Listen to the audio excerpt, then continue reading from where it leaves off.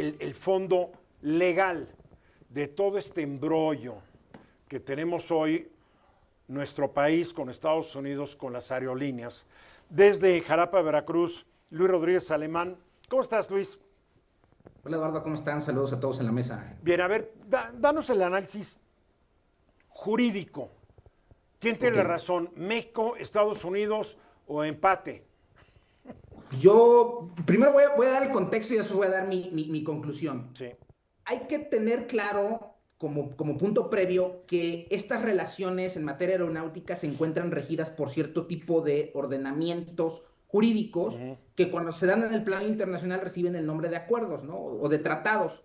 Puntualmente, en el caso de México y Estados Unidos, es un tratado bilateral, o sea, es un tratado en el que nada más se encuentran vinculados y obligados Estados Unidos y México. Se llama Acuerdo Bilateral de Transporte Aéreo, que fue suscrito en 2015. Okay. Este tratado impone obligaciones recíprocas, ¿no? O sea, hay obligaciones de Estados Unidos y hay obligaciones de México, y son obligaciones en muchos ámbitos, ¿no? Aquí no nos daría tiempo en el programa de abarcarlas todos, pero incluye la regulación de los aviones de carga, de pasajeros, cuáles son las rutas permitidas dentro de un país, si pueden hacer 2 o 3 paradas un avión que viene con bandera mexicana en suelo estadounidense o viceversa. Bueno, ¿qué dice Estados Unidos? Estados Unidos dice, justifica el Departamento de Transporte, justifica esta decisión diciendo, en el contexto de este acuerdo bilateral que tenemos en materia aeronáutica, México lleva incumpliendo de manera reiterada con los compromisos que adquirimos y puntualmente señala como causa, como principal causa, el decreto que emite el presidente López Obrador el pasado 2 de febrero del 2023.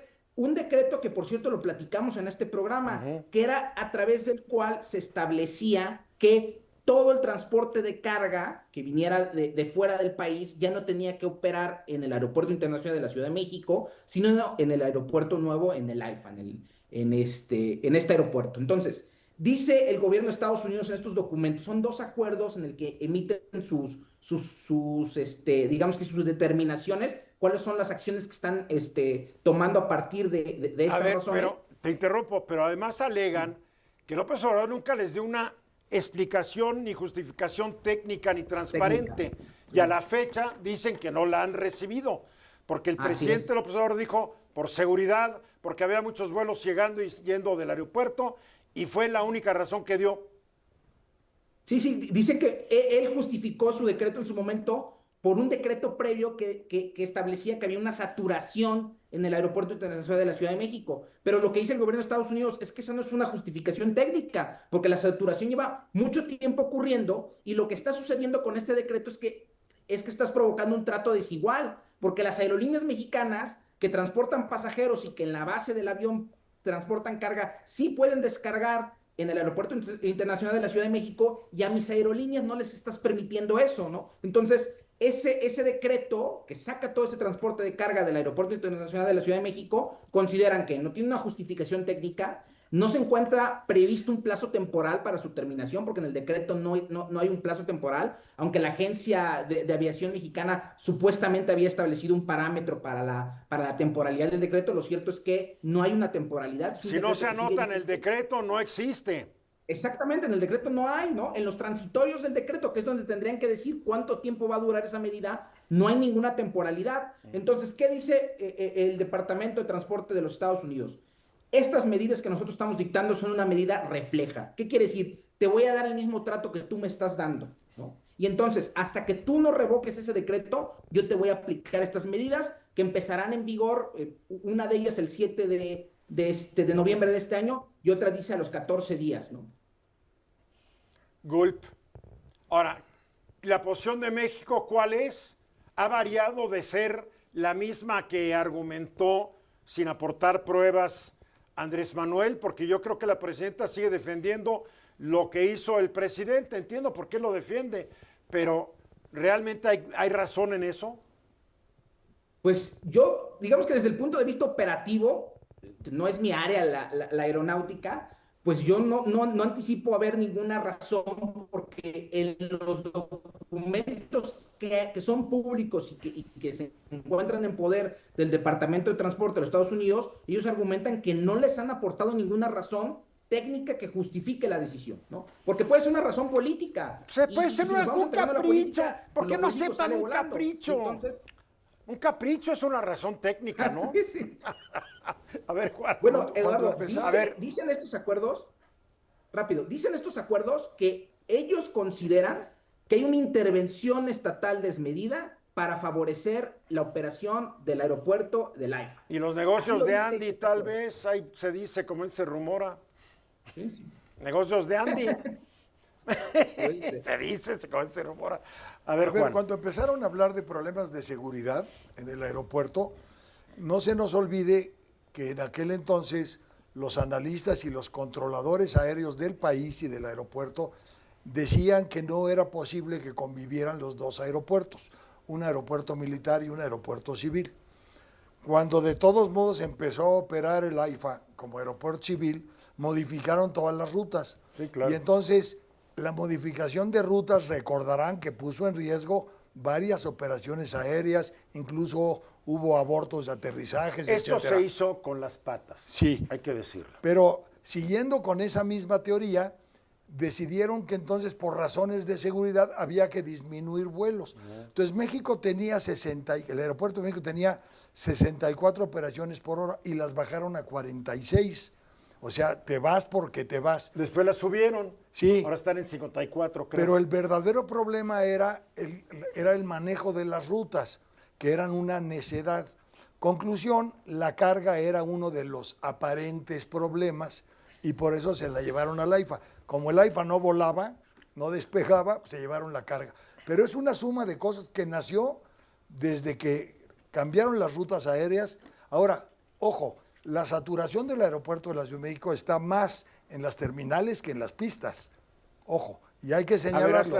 haz la diferencia. Es que las terminales aéreas no tienen suficientes salidas para recibir ¿Cuál pasajeros. es la diferencia? A ver, es que no estoy entendiendo tus... Sí, a En ver, las pistas es donde están solo los aviones. sí, en las terminales finalmente están los slots. Ahora, ¿cuál es el problema de los slots? Que no hay suficientes. Estás Entonces, hablando de las rejas famosas, la puerta uno. sí, no pero hay se hablaba suficientes, que sí. la solución estaba, y técnicamente se comprobó, que había que construir una terminal 3, que era posible. Y entonces eso resolvía el problema. Que eso era, se dejó entender que eso se iba a construir, el 3. Exactamente. Y es lo que argumentan los gringos. Exactamente. Que era temporal mientras se construía la 3. Y Exactamente. nunca se construyó la 3. Y creo que es también lo que están alegando los gringos, ¿no, Luis? Sí, sí, sí, o sea, que se les dijo que iba a ser una medida temporal y que lo cierto es que no hay ningún documento que establezca cuál es esa temporalidad, ¿no? El temporal puede ser de aquí al fin del mundo. La idea de hacer una terminal 3 no existía porque eso iba a reducir las operaciones del AIFA, que alguna vez el gobernador de Hidalgo dijo, gracias, señor presidente, por hacer este hermoso aeropuerto regional, no nacional. Y por supuesto lo mandaron de embajador. Claro que es regional. Dos cosas. En algún momento se utiliza como términos intercambiables tener 3 aeropuertos que tener un sistema aeroportuario para el Valle de México. No es lo mismo. No, claro que no. Si los 3 aeropuertos no constituyen soluciones de conjunto para esta Porque ciudad, tienen que operar coordinadamente, ¿no? Claro. tenía lógica tener un aeropuerto más vocacionado a esa carga en el AIFA, pero lo cierto es que no se hicieron los trabajos en detalle para que eso fuera. Lo que yo he escuchado de algunos de los operadores es, el AIFA te permite tener un espacio de logística que ya era imposible por costos en el aeropuerto de la Ciudad de México. Me refiero tamaño de bodegas, pistas de carga, porque descarga. el tiempo ya te dejó ir construyéndolas, ¿no? No el momento en que dijo, les doy 180 días para mudarse. En ese ¿Cómo? sentido, Aduanas, recintos fiscales, etcétera, que no tiene. yo reiteraría lo que no decía hace unos minutos. Nos quedamos con la película de que el error fue hacer el AIFA. El error después de ese fue acompañado de otros errores en vez de correcciones.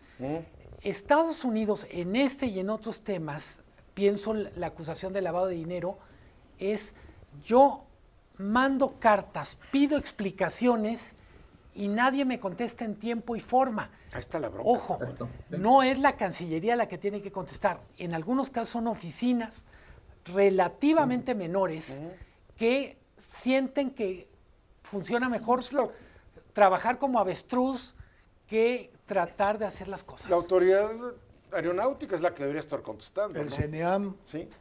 A ver, para concluir, nos quedan 30 segundos, Luis. Para concluir, así como hemos dicho que los caprichos arancelarios no tienen una justificación legal, en este caso creo que sí hay razones concretas para estas órdenes que se emitieron. Porque los caprichos aeronáuticos tampoco tienen razones de ser. Es para que los caprichos de este lado aeronáutico Por eso no llevaban tienen bien razón de Trump ser, sí. y el otro, porque eran un par de niños caprichosos. Vamos a los mensajes.